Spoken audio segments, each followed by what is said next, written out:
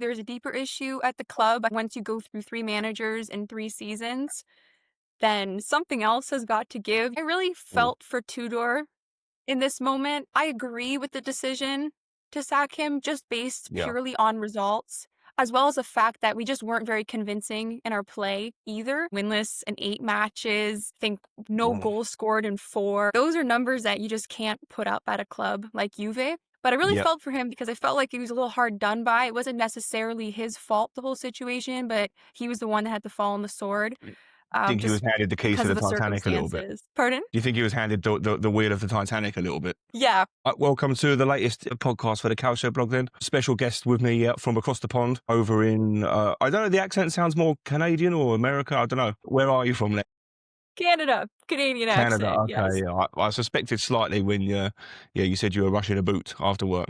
But yeah, thanks for joining me. Yeah, sort of mid-afternoon for you. Not really that late for me. No, it's not too late here. I'm happy to be here. Thank you so much for inviting me. No problem. Yeah, so you're here to talk about Juventus. That's why I put my Inter shirt on, especially. It's been a bit of a mixed bag. You see the start well this season, Juve. I think 3 wins on the bounce, and then that really fortuitous Derby d'Italia win handed to you by Jan Sommer. Eh, And then since then, 7 games without a win until tonight. You just revealed to me you've been at work, and so you've not had a chance to actually see any of that game yet. But Yildiz scored, so Fanta Calcio is doing all right for me. But yeah, look, just introduce yourself to us. Let us know sort of a bit more about your Juve journey. Why Juve? Why Italian football? How's it all come about? a great question. So it all started back at the 2006 World Cup.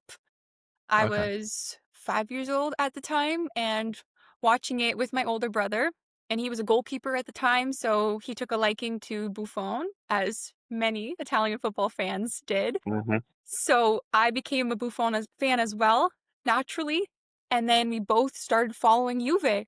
Kind of at, maybe not the greatest time to start following Juve during those years, but we were too young to know any better, or know any different. So we just followed our hearts, followed Buffon, and yeah, Okay. that's how I became a Juve fan. So there's no Italian actually family connections with you then. You just it's just a random choice one day. Well, my family is Italian. Okay. I see a little bit leaned into it. Yeah. Yeah, so that part helps, right? So we were all supporting Italy at that World Cup. But yeah, my background, my dad's family is from Veneto and my mom's family is from Abruzzo, so I'm Italian on both Okay. sides. Yeah. But yeah, no Okay. particular like team supported by my nonno or something, or even my dad. It Yeah. was more like me and my brother that just became huge fans of. And then I also started playing football from a very young age, like 4 years old, and I've played ever since. I've played varsity, I've played semi-professionally, so just huge football fan and fan of the sport in general. Wonderful. So I won't tell you how old I was during that 2006 World Cup, but I definitely wasn't at school anymore. You can probably tell looking at me. But look, so we brought you in because, yeah, the big news in Italy this week was Tudor being sacked by Juventus. A second manager still on the payroll in the last 12 months. Is the manager to blame for it? I mean, it's straight in with a deep question, but is it all on the management here, or is there a deeper issue at Juve? I really do believe there's a deeper issue at the club. I think that once you go through 3 managers in 3 seasons, then something else has got to give. I really felt for Tudor in this moment.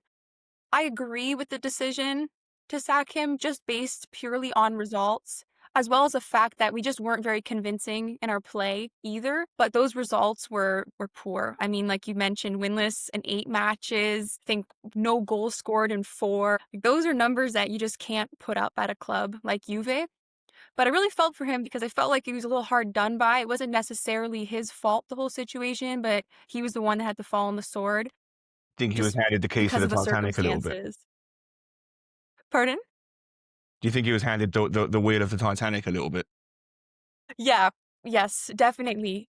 Definitely. Yeah. I think it wraps into the fact that the board themselves weren't even sure that they even wanted to keep him. I always said that he should have just remained an interim manager because that's what he was brought in to do. And when you extend that interim manager, it doesn't usually go well. We saw that at Roma with De Rossi. So I always said just find a new coach for the project. And so when you're looking for other coaches and then you kind of end up settling with the coach you had, which was Tudor, I feel like that in itself doesn't give a lot of faith to the coach or to the squad about the project. So I think that also was a huge part of it. And Juve's just been on a bit of a slippery slope now for a few years. So I think this was just kind of an accumulation of all of those events.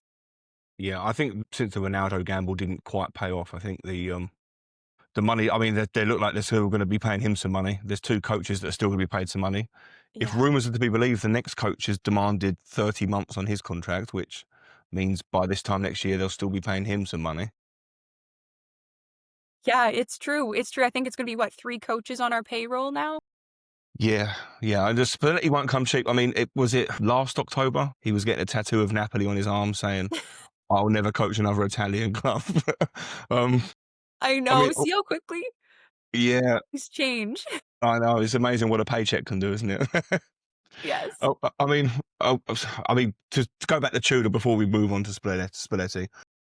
Obviously, it's not always only the board's fault. There is a tactical issue at play here. I mean, was there anything wrong with his actual tactics, or was it the players that just weren't on board with him, or a bit of both? I mean, how did you see it? You watch a lot more of Juve than me. Naturally, right?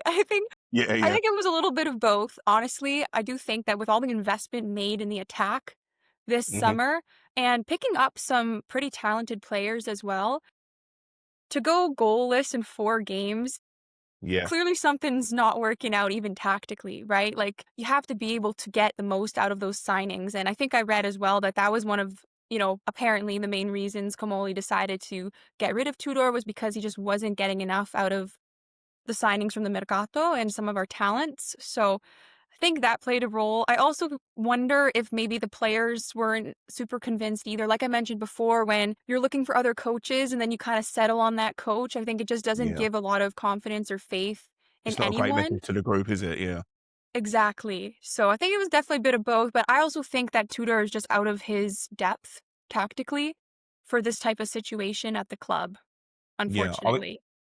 You touched on the Mercato there. The long pursuit of Jonathan David hasn't really worked out, much to my delight, given that Inter were also looking at him for a period. But Kolo Muani was chased for ages, and he's ended up at Tottenham of all places. And then Vlahovic desperate to offload him, and now he seems to be the only one scoring any goals at the moment.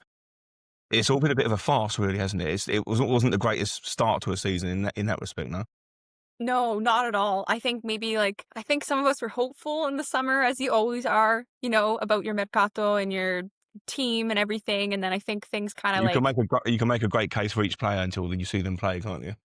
exactly, exactly. It's so true. It really is true. Changing leagues and the difference it makes, having one player from a different league, can they translate it in Serie A? It really is a whole different beast, especially as a striker. I think we've been having a really weird striker situation in Serie A this season amongst the top 5 teams. I would say there's maybe maybe one or two consistently good strikers amongst the top 5 teams in the league right now.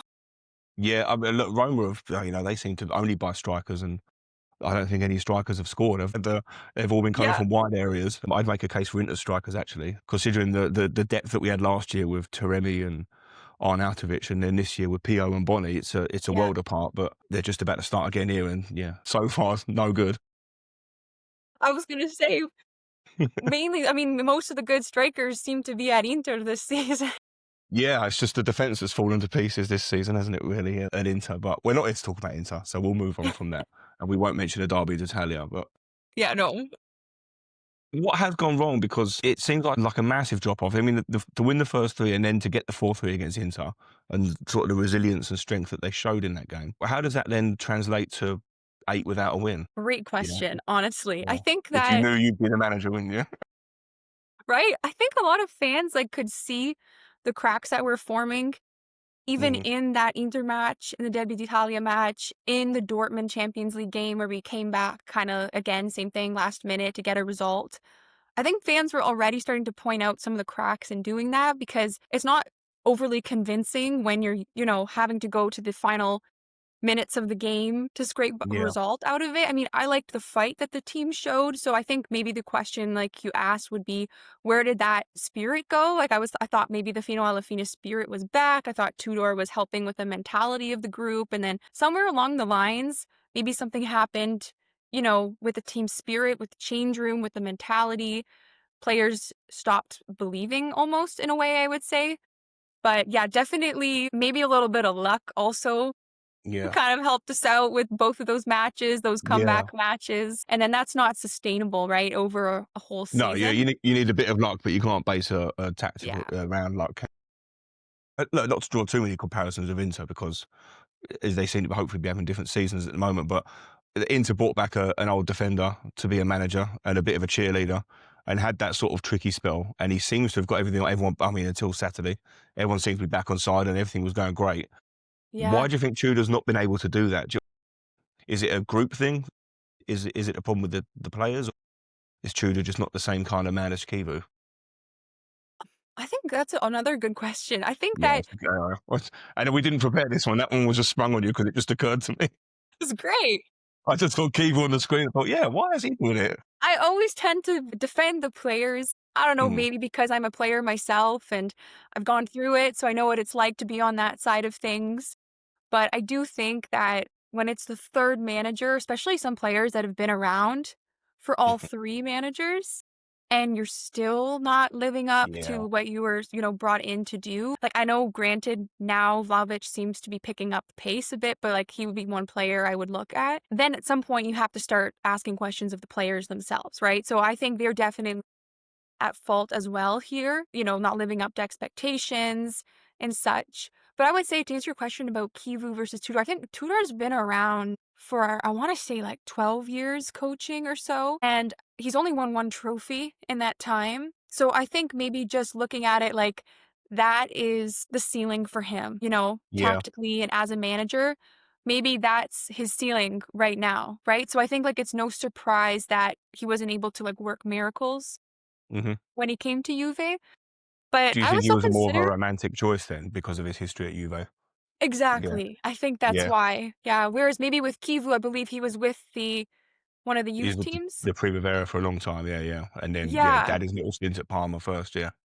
Yeah, true, true. But then I do think that I mean, I think it's been a bit of surprise how well he stepped into his role.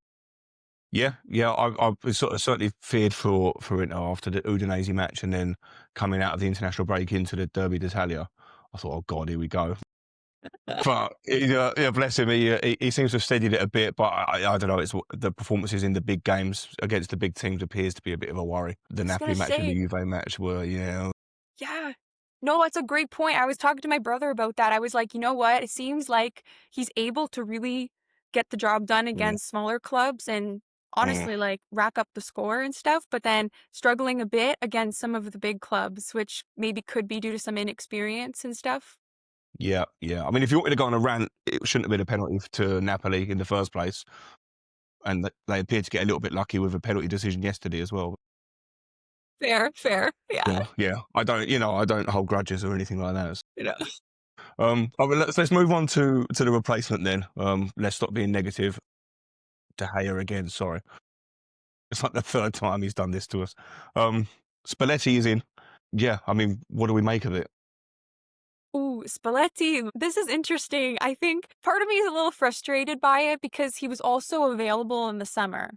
Right. Yeah. So I'm like, what happened there where you couldn't take him in the summer, you know? Like, are you going back on your decision? And we also lost 4 months now in the process because now we're at the end of October where we could have had him, back in the summer with the Mercato and everything.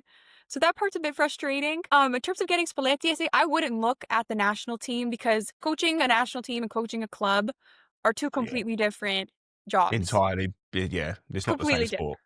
Yeah. So I think where my concern lies is oh wait, first of all, I'm super happy that we're gonna be going back to a back four.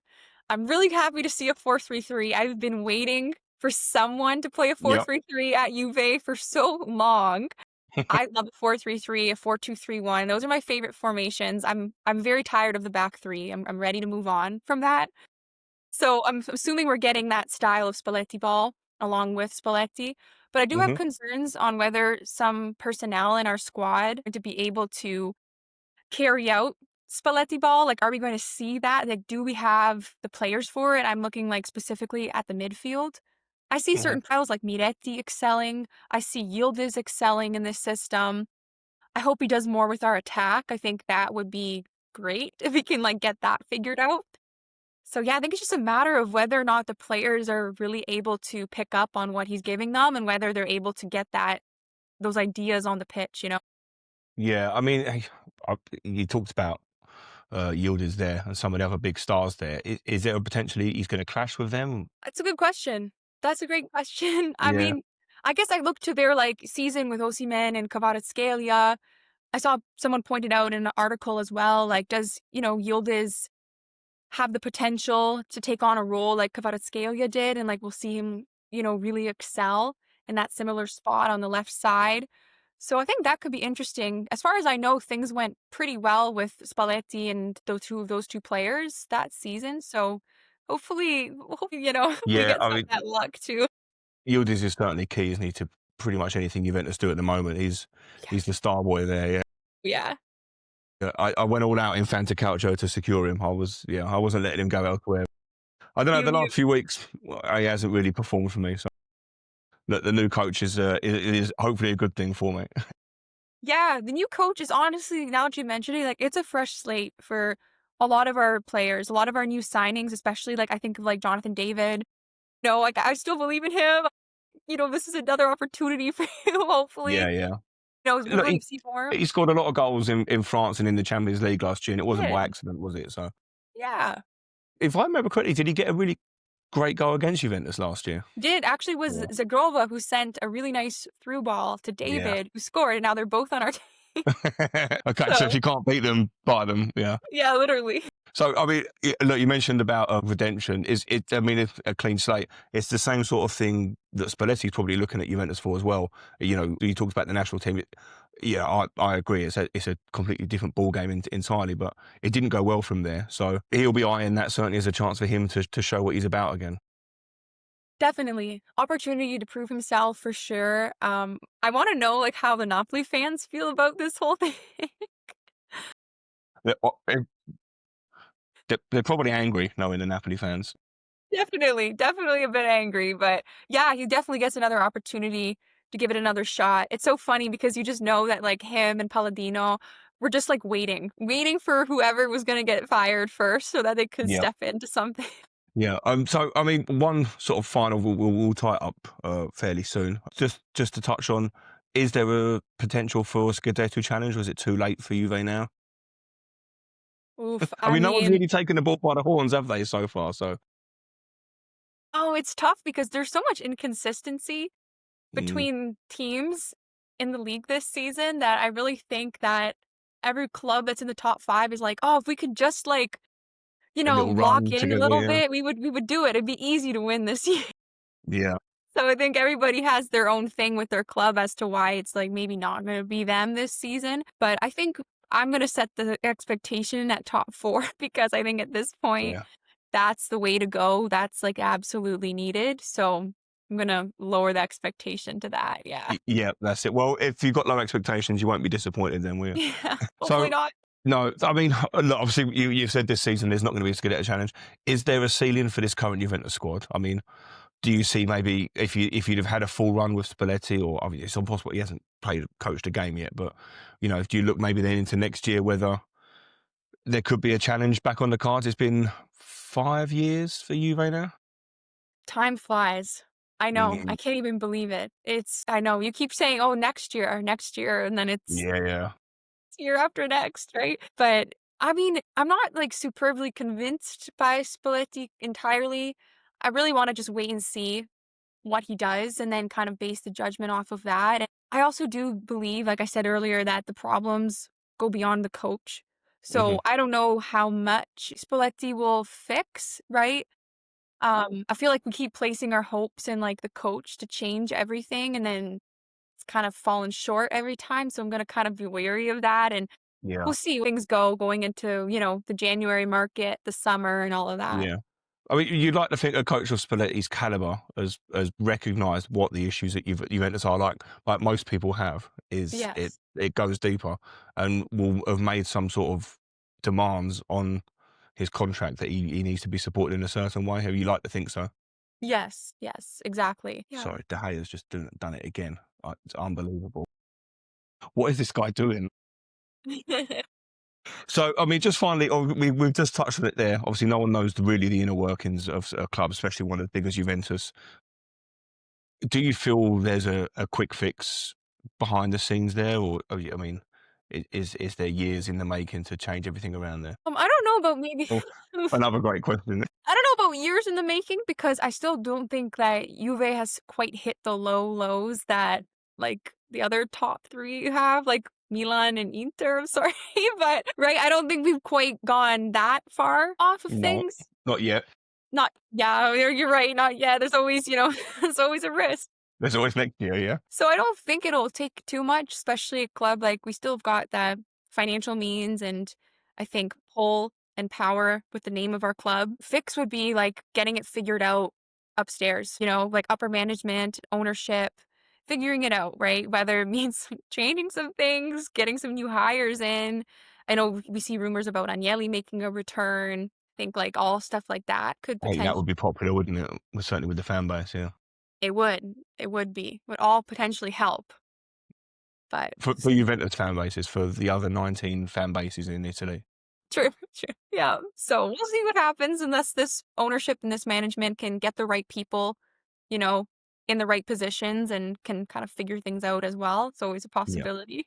Okay, no worries. So before we let you go, I did promise you that we could work out what a joint Inter and Juve 11 would be.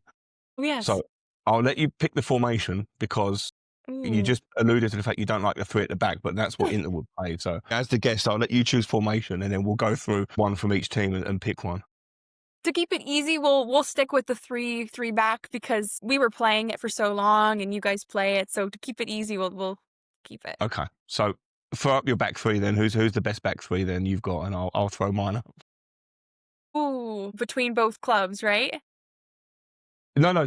So throw me the Juventus back three, and I'll throw the Inter back three up, and Okay. we'll choose between them. So Bremer, we'll pretend he's Yeah, healthy. yeah. Oh, Bremer, yeah. Everyone's fit and not suspended, and yeah. yeah. Bremer, Lloyd Kelly, and then I guess we'll go with Gatti. Okay, and I would have Bastoni, Akanji, and not Bisek. I'll throw a Sherby in still. So Okay. I think Bastoni and we'll give Bastoni and Brainerd. I mean, I'll defer to the guest again for the final one for the back three. I mean, who gets to join them? Yeah, we'll keep Bastoni Bremer, I think, for sure. Excellent. And one more. One more. I'll let you have the choice. Go on. I'm gonna pick Lloyd Kelly because that's my guy right now. Okay. And he's English, so I'll allow it. Yeah, well, that's fine. Fine, All fine. There we right. So go. we forgot one position, goalkeeper. Oh, Di yeah. Gregorio or Sommer? Ooh, I'm gonna say Di Gregorio. I would probably say this season Di Gregorio as well. Yeah. Left wing back. I mean, I'm gonna just say DeMarco anyway. It will Ooh, take a strong challenge from your team to top him, but go on. yeah, that's true. That's true. I mean, we've got Cambiaso there right now. I would say He's a very good player. Yeah. I would say form this season, it would probably have to be DiMarco so far because he's been flying as far as I've Yeah. seen. Although he just missed there from about 12 yards out, straight at De Gea. So I don't know. Well, yeah, I'll take DeMarco now. On the right, I'll throw Dumfries into the mix. Who are you offering up from you? Right wing back. We've had Kalulu there. We have Joao Mario, who's looked good when he's played, and sometimes McKennie does a shift there too. But our right wing back role is a bit Yeah. Okay, we'll stick with Dumfries and DeMarco on the okay. wing back then. Sitting in the base of midfield, I'm going to throw Çalhanoğlu as my option, I'm gonna go with Locatelli. and you're going to choose Locatelli over Çalhan, aren't you? Yes, Yeah, all right. I'll give you Locatelli. That's fine. Beretta, I'm gonna go with Kefren Turam. Kefren. Yeah, I like He's Kefren to be fair, but great. I love Beretta. He's I great. don't know. Let's toss a coin. I'll go with the guest. Let's go with Kefren.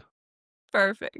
And the other midfielder, I'm going to give Mickey in there, Henrik Mkhitaryan. Good. Yeah, another great player. I'm gonna go with Miretti. He hasn't featured much this season, but that would be my Okay. top three. And I'm giving that to Mkhitaryan because I love him. Fair, fair. So, all right, well, let's go to the heavyweights, Lautaro or Dusan.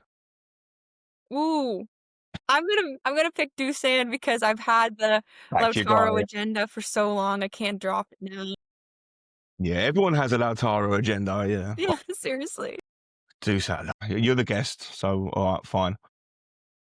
And then, oh, who your other striker? But I don't know. It'll be at the minute, but I'll throw Pio in there just because I love Pio.